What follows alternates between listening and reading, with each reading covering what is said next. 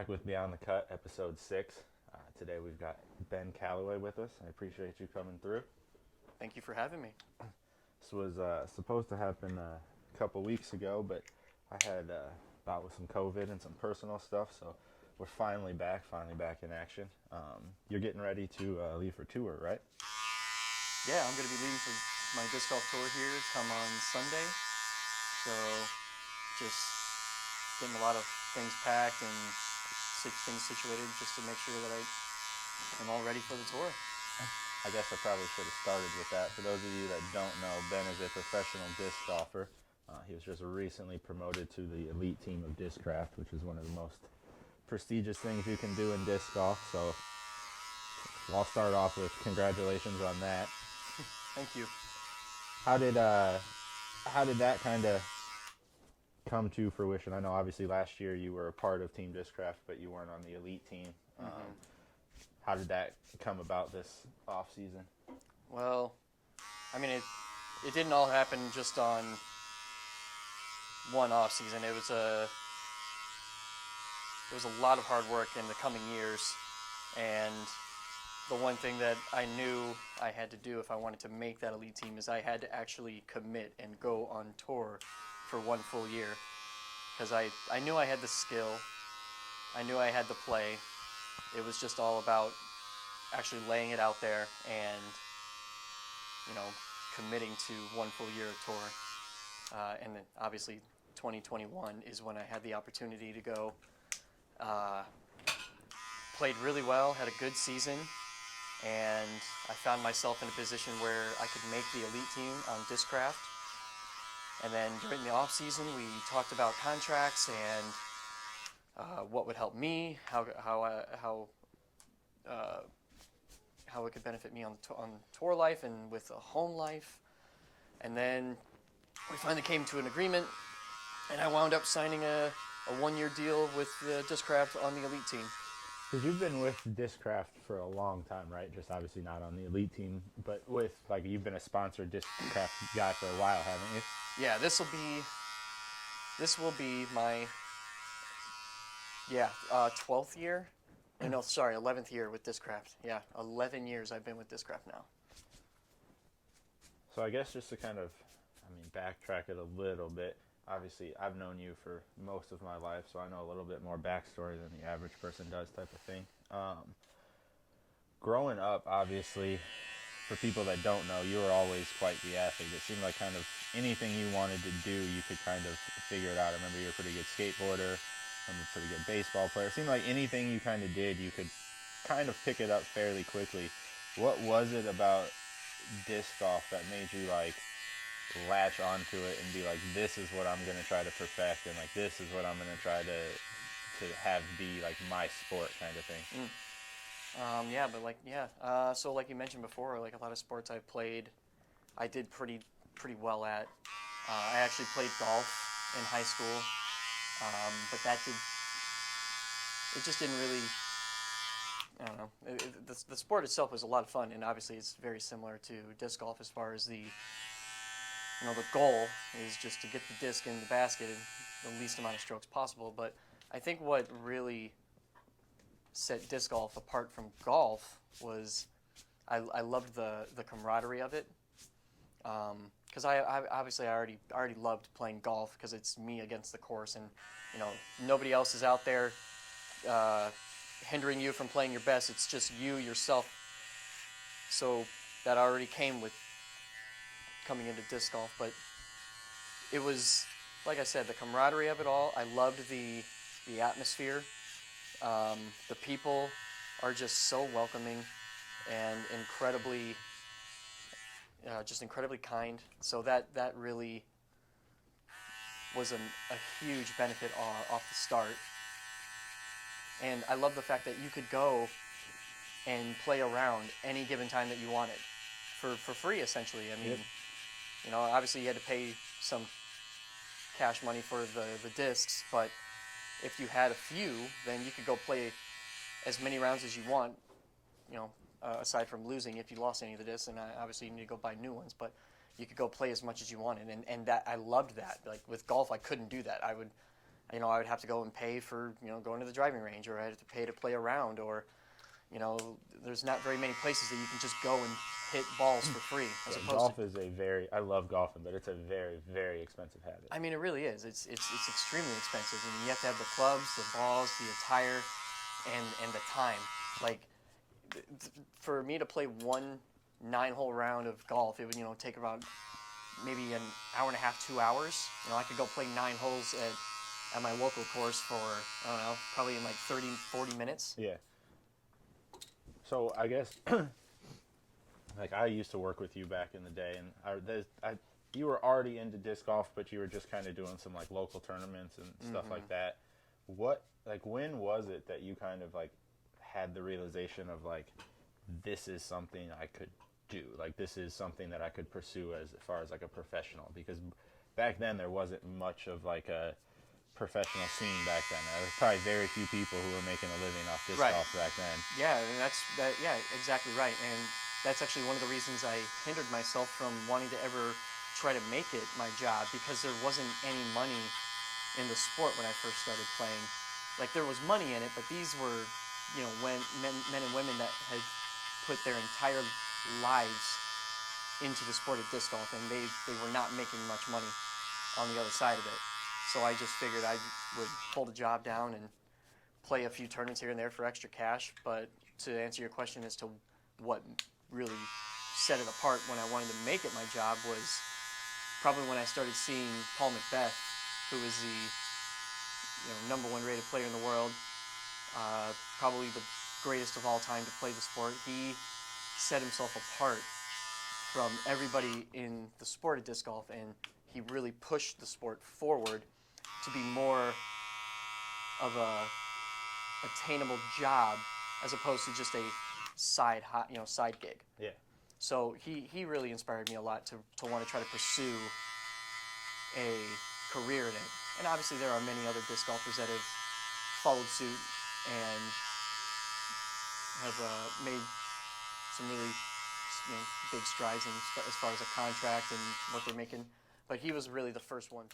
So I think that was around 2018 or 19. Yep. That's what's crazy about, like, when you look at some of the sports, because so many of the sports we look at that are like the major money sports have been around for so long. And then you start to look at some of these like newer up and coming sports, and people are just now starting to get money in it. But you have to look at the people that came before you, and it's like you have to give them a ton of respect, because they put themselves through all of that stuff making no money and made it to the ability that you guys can now make money. Like, same thing, like, I'm a big MMA fan. Some of the dudes that are the pioneers of MMA, like, when you think of the best, they didn't make money in this sport. Like, they were getting paid $2,000 to fight type of thing. And it's like, those guys were willing to do that, put their bodies on the line and do all of that stuff. And now you've got the guys that are making $500,000 a fight or $1 million a fight. And it's like, you have to respect. And so, like, I mean, someone like Paul McBeth, you have to respect that he had the vision and was willing to bet on himself to be like, there isn't a path laid out. Like, it's not like PGA Tour. You can look at anyone that's on the PGA Tour, and you can kind of like look and be like, okay, like, how did they do this? What age did they start doing this? How did they do this? How did they do that? Disc golf is such a new professional sport that there's not really I don't feel like there's a blueprint. I feel like everyone that's kind of making a name in disc golf right now is kind of doing it their own separate way, just because, like you said, I mean, it didn't really start getting popular until 2018, 2019, and here we are, started 2020, and all of a sudden you're starting to see the big time contracts, the major brand companies starting to hop in sponsorships and stuff like that. And it's just crazy to see, like, I don't even play disc golf, but to see the game grow the way that it's grown, just being here, being friends with you, obviously, I've seen it go from, like you said, the weekend warrior kind of thing, just going out on the weekends whenever you can, to last year when you sat down with me when I was cutting your hair and told me that, like, hey, I'm thinking about going full-time tour. Like, just to see that transition and that growth from not only you but the sport in that amount of time has been really cool to watch. It really has. It's been it's been a wild ride. I'm just happy that I'm a part of it in this time and age. Like, something that has been like a new thing I've been trying to implement into my life is like living like in the present moment, I guess, and not like necessarily like focusing on the future or dwelling on the past, anything like that. So like, do you take time ever? Because like obviously you can't. There's that battle between complacency and wanting to strive for better, and also understanding that like you need to sometimes celebrate where you are, type of thing. Like, do you have those moments where you kind of sit back and reflect and are just like, holy crap, I'm a professional disc golf player. Like, how did this happen? Like, do you have anything like that? Or are you still so focused on like pursuing the dream that you kind of haven't really had the time to kind of have those type of thoughts? There were probably a few moments like with my wife where, I sat down and we just were having a conversation, and I looked at her and I just said, like, disc golf is my job. Yeah. Like, and it's kind of a surreal moment to really think about, because obviously when I first started playing disc golf, that was kind of like the dream amongst, talking with all my friends and everyone who played disc golf. Like, how cool would it be if like this was the job, like this was your career? And obviously we said it in a way where it's like I said, a dream, but we didn't think it could be a reality. Well, obviously now it's a reality. So I've had a few moments where I actually thought about it and came to the realization of, oh my God, like this is my job. But then I need to refocus again and realize, yes, this is my job, but I still would like to try to accomplish so much more than it just being my job, and refocus and set new goals. Yeah, and it's like I already achieved my goal. Like, disc golf is now my job. That's a goal achieved. Yep. Now it's time to look for a new goal to set and achieve. So like on that note, as far as like goals and all that type of stuff, do you sit down before the season and like write out like, my goal is to win this many tournaments and to place top 5 in this many tournaments, or like, do you write down specific goals like that? Yes. Or you do? Yes. I feel like if you, in anything in life really, but especially for a situation like being in disc golf or sports in general, if you don't write down your goals in front of you where you can read them and you can see them, and you leave them in your head as just thoughts, then you're that's all they'll ever be. They'll just be thoughts. Like, if you want something to happen, if you want something to actually come to fruition, then you need to manifest that and actually speak it out into the world. And I feel like if you write down and speak it, then it becomes a reality at that point. And then now you realize, oh, okay, I set a standard. Now I need to try to meet that standard. Yeah, exactly. And that's something that has been big for me recently too, is coming to the understanding that like manifestation and all of that stuff, like for a while I was always like, that's weird, man, like what are you talking about? And like I've gotten to the point that like I wholeheartedly believe in that type of stuff, but I also believe in like the sense of being like smart with it, as far as like I have goals that are business related, personal related, all of that type of stuff. And there's people that I talk to about, and there's ways that I kind of manifest it, like whether it's writing it down and like talking to close friends and stuff about it. But I also feel like there is that difference between like manifesting your goals and striving for something, but also keeping it like private, as far as like Sure. You're not going to go on, like, you leave for tour what, next week? Yeah. So and I leave for tour in about 2 days. So you're not going to go in a day and post, these are my goals for 2022 season. No, that's something that like for you obviously is personal, but I'm sure there are people who you talk to, like I'm sure your wife knows about your goals, and I don't know if anyone else, but that's something to me that's important, as far as like I do think you need to talk about things to manifest it, and I do think that like you need to put out those positive vibes and you need to do all that, but I also think that a lot of that stuff needs to be done in private, just because absolutely, there's so many things that, I mean, it's weird. I feel like you're one of the only people that I've ever seen. I was talking to you about this the last time I cut your hair. I remember the day that Discraft announced that you were the elite team member, I went and like pulled up the Discraft thing and started reading comments, which I never read comments anymore on anything. I barely even read it on my own stuff, just because people are just say the dumbest stuff. But I legitimately, I didn't read every one. There was hundreds of comments, but the ones that I did scroll through, every single person that commented on that had nothing but positive things to say and congratulations and you deserve it and all of this stuff. And it was just like, I remember just like sitting back like, holy crap, this is the first time I've ever seen like positivity on the internet. It's really weird. Like, what is that for you? Like, I mean, have you experienced anything other than positivity on the tour from like fans and stuff like that? Have you had any negative experiences since you become pro? I mean, yes, and yes. I mean, I've experienced positivity and negativity, but what I have noticed about disc golf is that it's like a family. Like, everybody wants everyone to succeed, whether it's pro players, fans, big companies like Discraft, Innova, all these people. It is like a family. So it's more of positivity than it is negative. Like, you're gonna have people that want to butt heads. Like, that, it's gonna happen no matter what.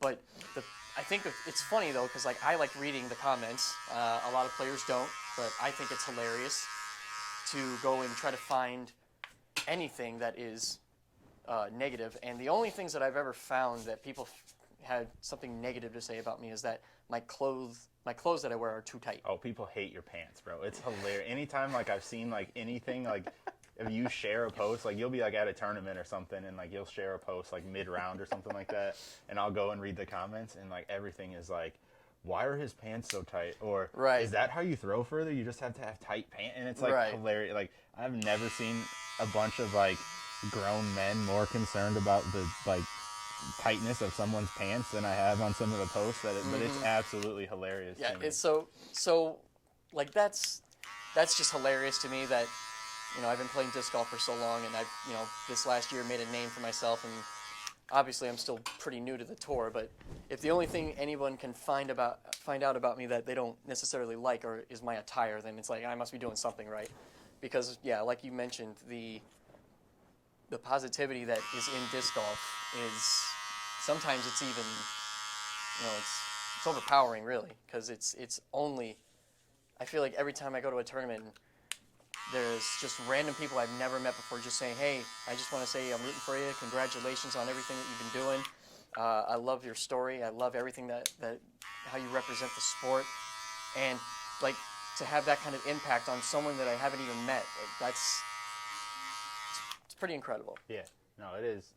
That's got to be wild, especially like you and I had some conversations before we started recording, and I know you had talked about like recently there's been a couple times that you've been like recognized and stuff as a disc golfer, and that's just got to be like such a, I would say probably like surreal feeling type of thing. Like, the first time like you're somewhere and like someone's like, hey, you're that professional disc golfer, right? Like, what is that like for you internally? Like, is it like a, oh, what is going on type of thing? Like, how was that? Like, or your first time you got asked for an autograph type of thing? Like, what was that experience like for you? It's definitely a surreal moment, because disc golf is still so new. It's in its pubescent stage. It doesn't feel, we don't, at least me, I don't really feel like I'm like a celebrity in the disc golf world. But when people come up to you and ask for an autograph because they've watched you on YouTube or seen you on Disc Golf Network live, and it's a very, I don't really know how else to describe it, but like I get giddy. Like, I get super excited, and I get just as happy as they are to meet me as I am to be able to give them that happiness. It's a very mutual feeling. I love it, and I hope that no one ever feels like they can't come up to me and say hi, or at least just ask for an autograph. Like, I mean, I'm a very approachable dude. I feel like you should mention that, like, don't do it while you're mid-round. Well, some of these people, you might need to be a little bit more specific. Well, yes, but like, if you see me out and about, just practice round, or not even a practice round necessarily, but like casually. Like when I'm just playing my home courses and someone just happens to see me out playing, I would like to think that they could just approach me and say, hey, just want to just say hi or get an autograph or just take a picture. Like that's perfectly fine. But when it does happen, I very much enjoy it. One of the funny things to me, like that I've heard, especially that like, because for the last, what was it? Is it 2 seasons now that I've sponsored you through the barbershop? Mm-hmm. I think the last 2 so. seasons. I share a lot of stuff, like of your posts, and I've been more involved in the disc golf world. Like I said, I don't play, but I watch more of it and I keep up with it just obviously to see like what they're up to and stuff like that. Mm-hmm. And one of the aspects that, it's funny because I think I honestly was on this thought process a little bit at first too. Like when you first start hearing about, like I remember when I first heard the numbers from Paul Macbeth's contract, I was sitting there and I'm like, are you kidding me for throwing a piece of plastic at a hoop? But it's crazy because it's such a new sport, that's how people view it. Like there's some people that say that, like, dude, you're throwing a frisbee at a disc and you're making that much money. But right. When you break down any sport, they're just as stupid. Like basketball, you are throwing a ball through a hoop. Golf, you are hitting a ball that you can barely see once you hit it into a hole that is tiny and you're 300, 400 yards away. So right. It's just like football.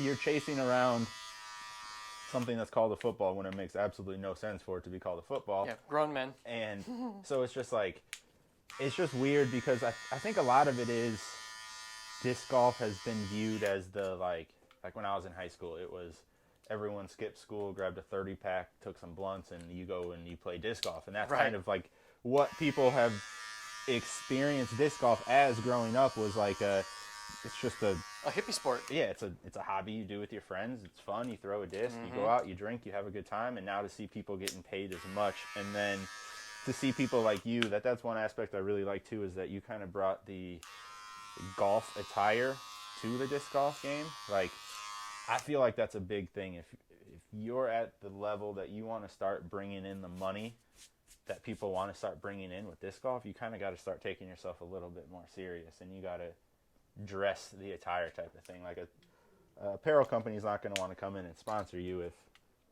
you're not like looking the part type of thing. So I think that's a huge thing for your marketability too, is that, I mean, I guess I don't know everyone on tour, but I feel like it's pretty safe to say that you're best dressed on tour. Like from what I've seen. I appreciate that.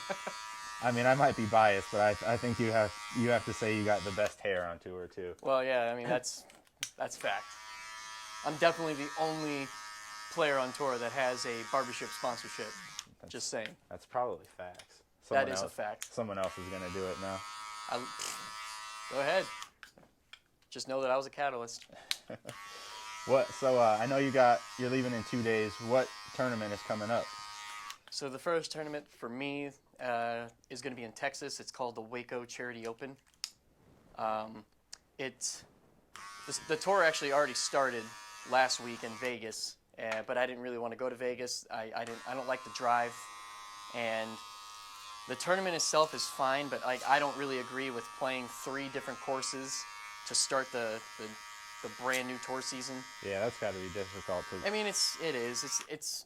I mean, granted, the courses don't necessarily change all that much. They make a couple alterations, but I still don't really feel like playing 3 different courses. Especially first, because obviously, like, I feel like that's the thing that people have to understand too, from the beginning of the season standpoint. I don't know what the percentages are and where everyone's from and all that type of stuff, but anyone that's from the Midwest, you can't really play disc golf in the winter. Like, obviously, I know you were putting in your basement and you've been doing an absolute insane workout routine type of thing to put on weight and do all that stuff. So I know, like, physically you're ready, but obviously it's been negative degrees in the Midwest. You're not going to go out and start throwing a frisbee around type of thing. So I can't imagine trying to do 3 different courses in a 3-day span when you haven't played disc golf. And right. 4-day span, but yeah, I don't remember. When was your last tournament of last year?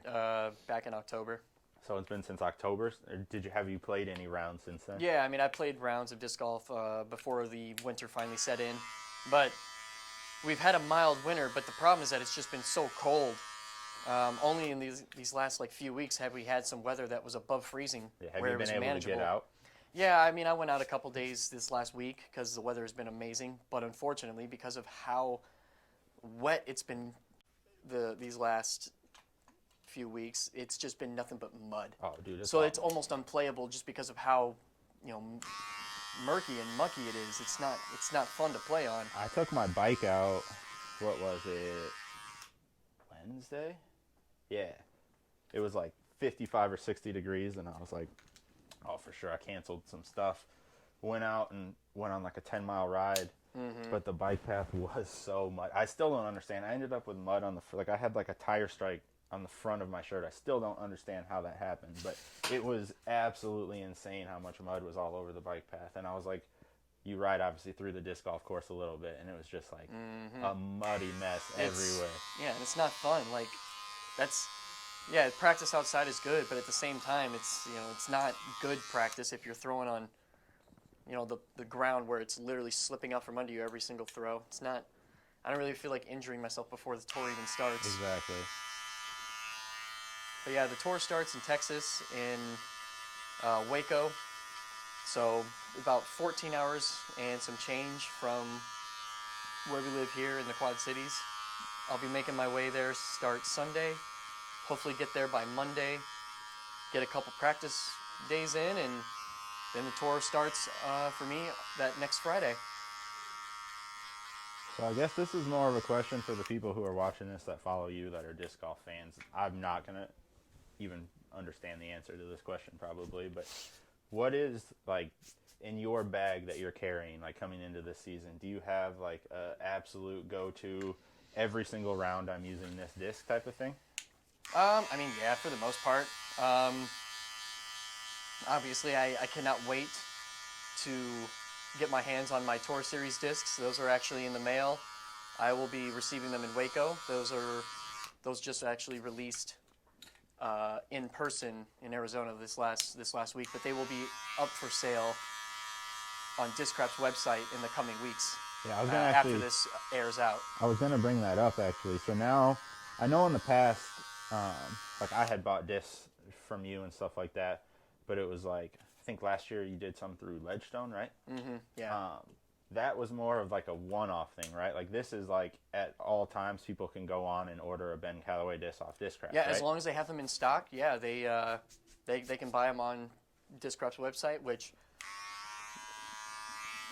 what I would like to see is that they all get sold out, so that way they're in retail shops, and then that's obviously that's how you get them at that point. So is there gonna be like anywhere locally that will be selling?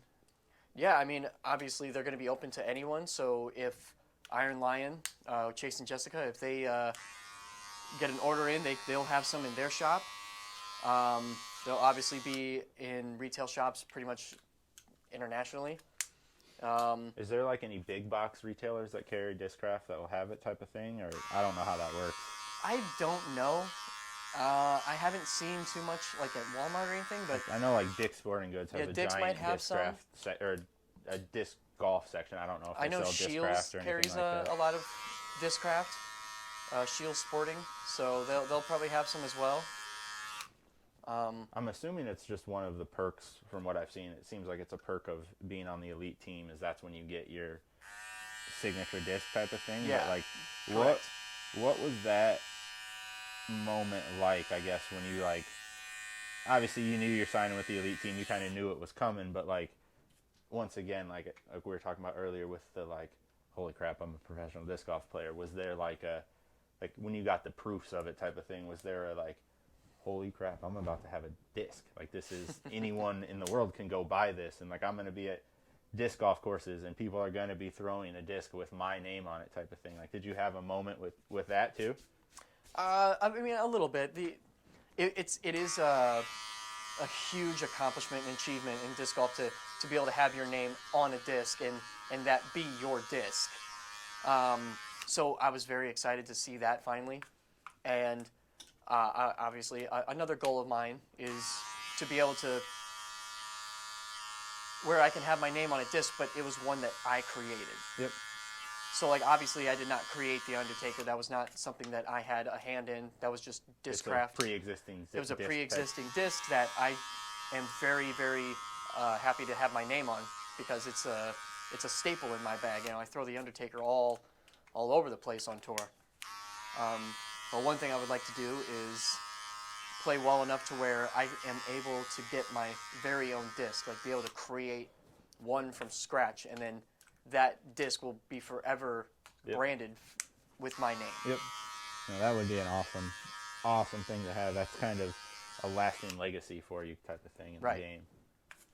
So speaking of like legacy type thing or whatever, I think I honestly know the answer to this question, but what is your favorite win that you've had on tour? My favorite win on tour? Well, it's actually my local A tier, which is the Rumble. Yep, that was my guess. Like it's not a tournament that is on the Pro Tour, like the Disc Golf Pro Tour, but it's still a tournament that, you know, anyone can enter into play. You know, it's a big A tier that has been going on in the Quad Cities for, you know, a number of years. Oh yeah, it's huge. I mean, my cousin comes from Indianapolis to watch that every year. I think he might have played last year. I'm not sure, but I know he knows about it type of thing, and it's huge. And I guess for the people who don't know the story, why is that the most memorable win? For me, obviously, you know, being from the Quad Cities, it's a tournament that I've wanted to win on the pro circuit for, you know, over 10 years. But one of the main reasons why I wanted to win it is that it was the first and only tournament that my dad got to attend before he passed away. So I told myself that like if I have any wins prior to winning the Rumble, I wanted to dedicate that win in his memory. Yep. So, and I did have a couple wins prior to that win, but it didn't really matter to me.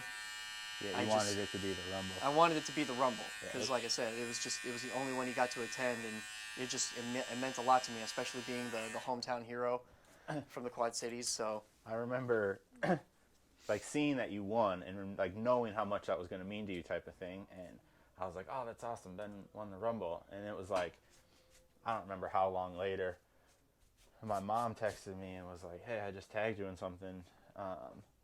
Ben did like a victory speech type thing, and he mentioned that you're sponsored, blah, blah, blah. And I was like, oh, cool, I'll listen to it. And I was not like, I knew the reasons behind it, but like I was not expecting the speech of like bringing up your dad and stuff. And I'm like, oh, I'm going to watch this and I'm going to hear a shout out about my barbershop. This is going to be awesome. And it's like, oh man, did you have to hit me with all this emotion first? I know. Like, obviously, because like I knew your dad growing up and stuff like that. So it was just like watching that though. It was awesome. I could see how much it meant to you, and obviously, like I said, I've known your dad. I know how proud he would have been, not just based off of that or the disc golf career, but like who you've become as a person type of thing. I know he'd be super, super proud of that, but especially the accomplishments on the disc golf thing. I mean, like you said, we talked about earlier when we were growing up and when we worked together back in the day, it wasn't like oh, Ben can be a professional disc golfer.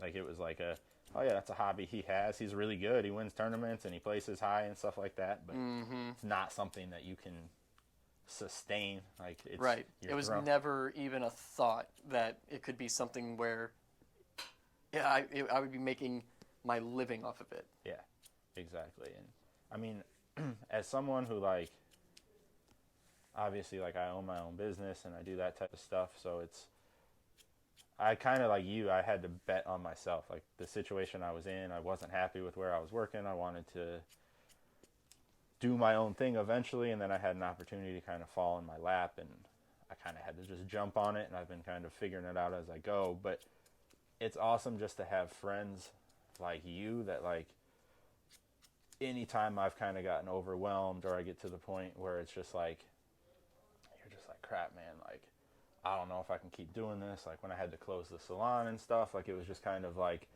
that was a moment of like almost like a gut check type thing of like, hey, do you have this in you? Is this what you're going to do? Like, are you going to fold after this, or are you going to bounce back and come up with something else? And it's like, I'm choosing the bounce back route. I'm working on some other stuff. But for me, it's super helpful to have like friends like you and some other friends that like are unapologetic. I'm going after my goal. I'm going to do what I need to do to attain that. And I'm going to bet on myself and I'm going to succeed. Like, I know last year you had some tournaments that didn't go your way. And instead of like getting the like, woe is me, maybe this isn't what I'm supposed to do, this sucks, I miss my wife, I miss my kid type of thing. It was like I'm going to buckle down, I'm going to get this, I'm going to figure this out. And towards the end of the year, you caught on fire and started playing really, really, really well. Do you think you're going to be able to use any of that experience, I guess, from last year to kind of help mentally on tour this year if you do have like a bad round or something like that? Oh, well, yeah, it'll definitely help. Obviously, this off season, I've been trying to work really hard on physically and mentally to try to work through a lot of those struggles that I had the first year on tour, because obviously it's a learning curve. You're not just going to be able to hop on tour and start doing amazing. A lot of the success comes from experience. So the experience that I had from last year, I'm definitely going to be able to utilize into my tour this year, and understand in the moments like you were saying. When I'm facing adversity, I just need to remember, this isn't the end. It's just could be just one bad shot.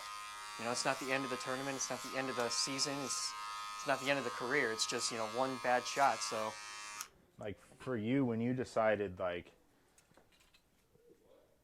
I guess what kind of led to that decision? Like, did you have like, are there people that you kind of look to as like an inspiration, or was it just you were willing to just completely bet on yourself? Like, what was it that instead of just talking about going on tour made you go, this is what I'm doing? Was it just belief in yourself, or like I said, is it you were looking at some other people and kind of seeing other people do stuff and you wanted to kind of, I guess, kind of were inspired to be like, hey, these guys are chasing what they want to do, this is what I want to do? Like, how did that decision kind of come about? I mean, the decision was made, obviously I already knew that I had the skill to play on the elite level, because I've played tournaments when I wasn't on tour with the best of the best, and I've competed with them, and that was when I had a job, and I'm working full time, and I'm going on the weekends and playing against the best of the best, and I'm actually holding my own.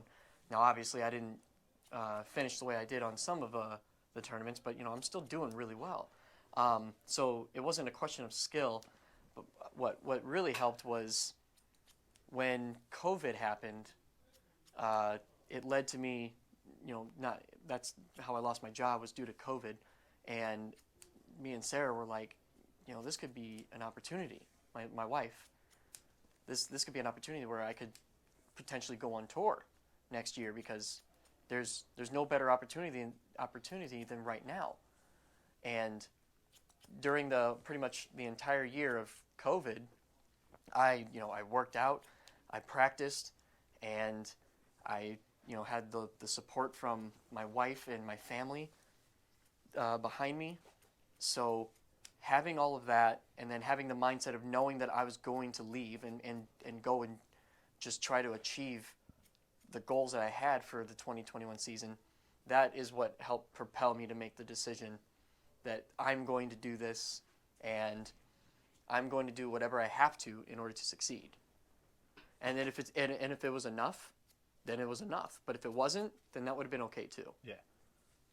So did you go into it last season with, it was like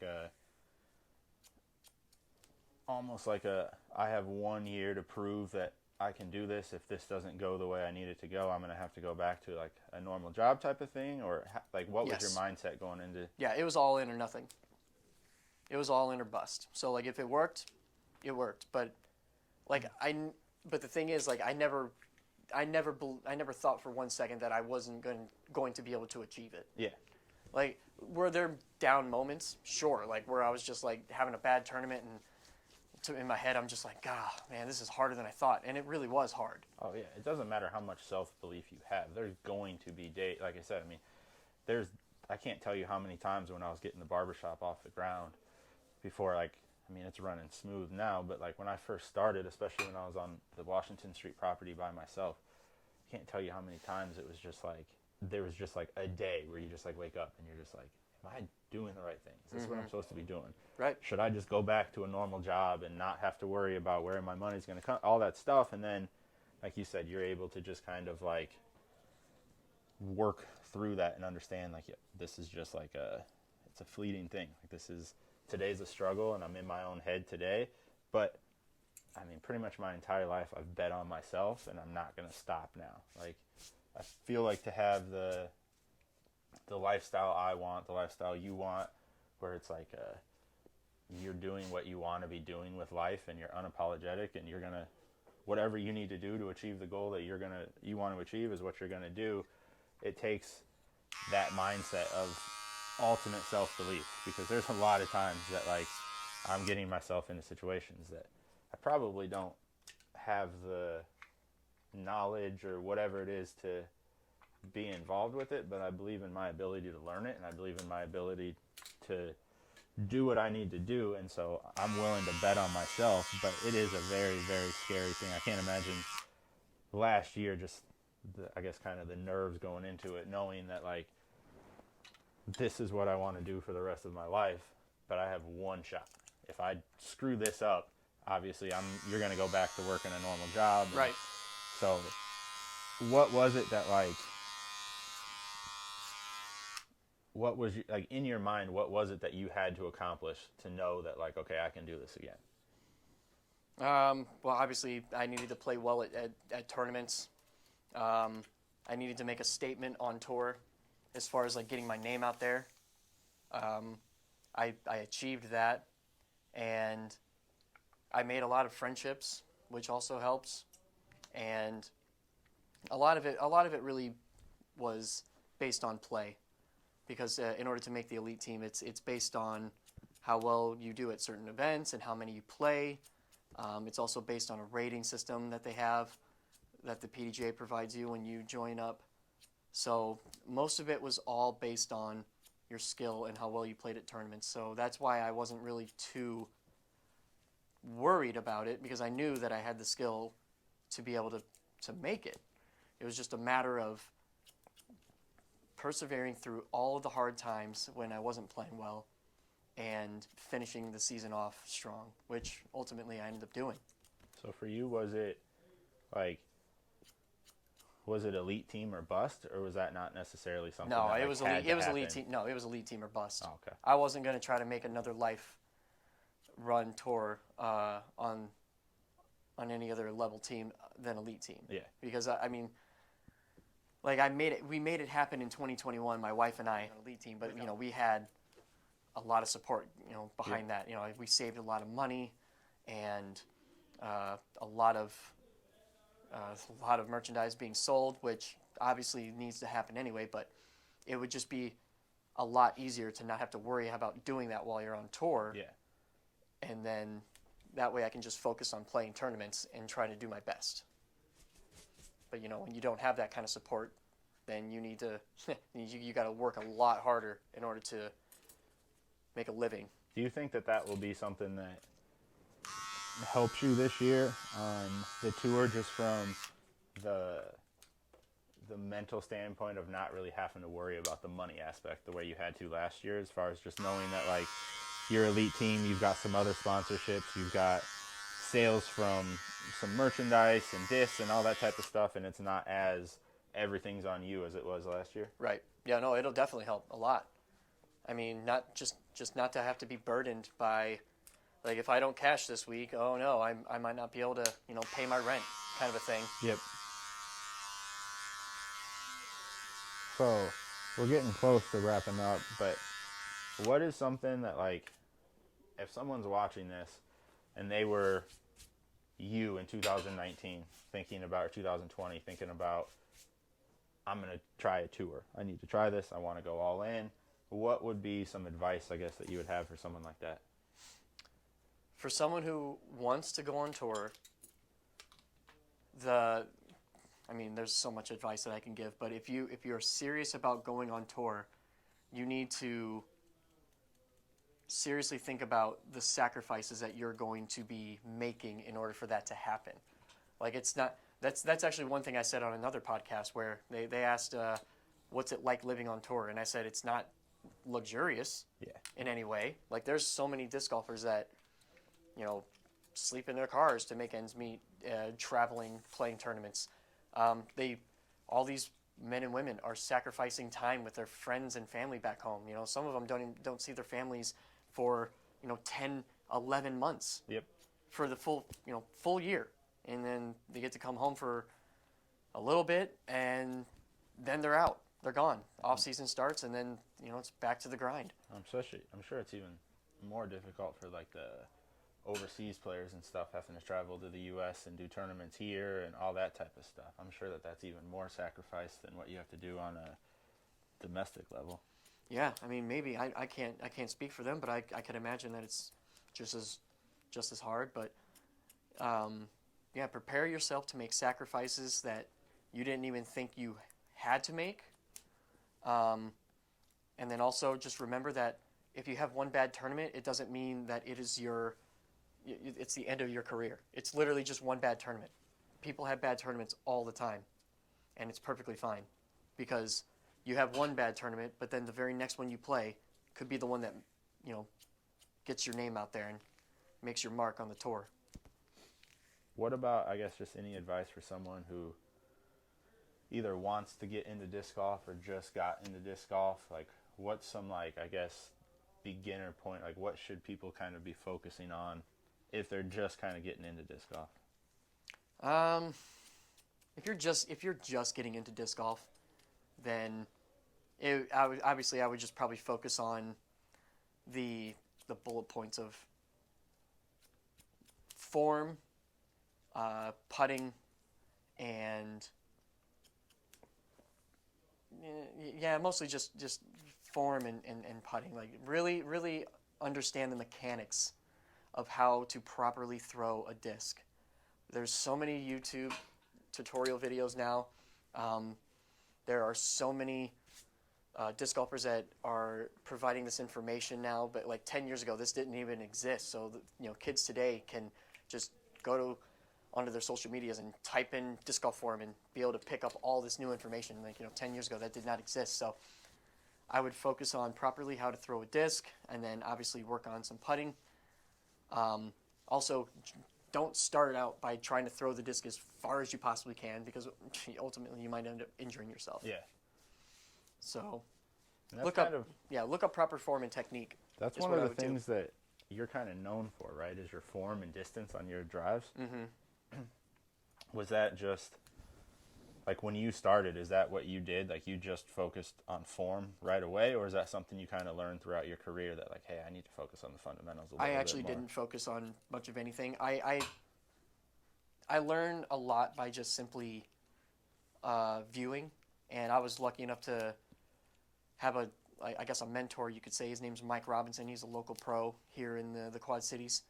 And when I first started playing, he was known as the guy who could throw extremely far and had really good form. So I would just try to mimic what he would do when he's throwing for distance. And over time, it took me a while, but I finally got to a point where I could actually throw similar to him.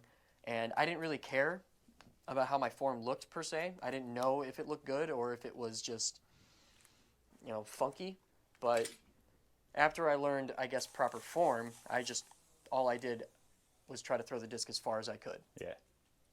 I just wanted to see how far I could throw it because, it was fun. It was fun to see how far I could throw it. But at the very beginning, that was not the case. Is there one aspect of your game that you kind of focused on in this off season of, like, this is what I want to improve on the most, or was it just kind of like overall you just want to get better in every aspect of the game? I mean, obviously I want to focus on and getting better at all points of my game, but I focused on having more of a consistent forehand, and I just wanted to, and I focused on putting as well, because putting wins championships. So, like, throwing the disc has always come very natural, and that's not the hard part. The hard part is getting it in the basket in, least amount of times more than your competitors. So we're getting close to wrapping up. Before we do, I know you have a couple other sponsors for this year. I want to give you an opportunity to kind of shout those guys out. Who else is going to be sponsoring you this year? Yeah, so I've got, obviously we mentioned Discraft. So I got to give a huge shout out to them for helping me on tour and obviously providing me with all of the discs that I need to be on tour. Also, huge shout out to Ledgestone Insurance Open. They are an online retailer. Nate Heinold is an incredible human, very driven, and without him, I wouldn't be able to make it out here. And then also, Grip Bags. They're a company who dedicated making a backpack bag to disc golf, and it's pretty much the top tier line of bags on the market. So shout out to Grip. And last but not least, got to give a shout out to the man, the myth, the legend that stands behind me, Brandon Scott of Culture Shock Barbershop. Yeah, only disc golfer with that exclusive barbershop sponsorship. Only one. So what's the best way for people that, like, if people that are watching this right now that aren't really plugged into the disc golf world, what's the best way people can kind of keep up with you and see how your season's going and how the tournaments are going and stuff like that? The best way is, keeping up on my social medias. Instagram and Facebook are my main sources, which is Benjamin Callaway DG, all one word on Instagram, and then just Benjamin Callaway on Facebook. Those are the most ones that I am on actively. And then if people want to get like a disc or a sweatshirt or anything like that, where do they go for that? Well, if you want to pick up any merchandise that I have, you're going to have to go to Discraft's website, and hopefully they'll have some Undertakers there. And if there's none available, then shop at your local retailers. Otherwise, for merchandise that I have, like some hats and hoodies and some future apparel items along with some discs, you can go to shop.lisopen.com, which is Ledgestone's web store. And yeah, those are the main sources right there. Take a look at that right there. Is that kind of what you're thinking? Yeah, that'll work right there. That good right there? Well, it looks like we've got you all ready for, you said Texas, right? Yep, Texas. Well, good luck in there, and we'll have you back after the season to kind of do another wrap-up podcast and see how the season went for you and all that type of stuff. I appreciate it. Thanks you so much. Thanks again for having me on. I appreciate you coming through, man.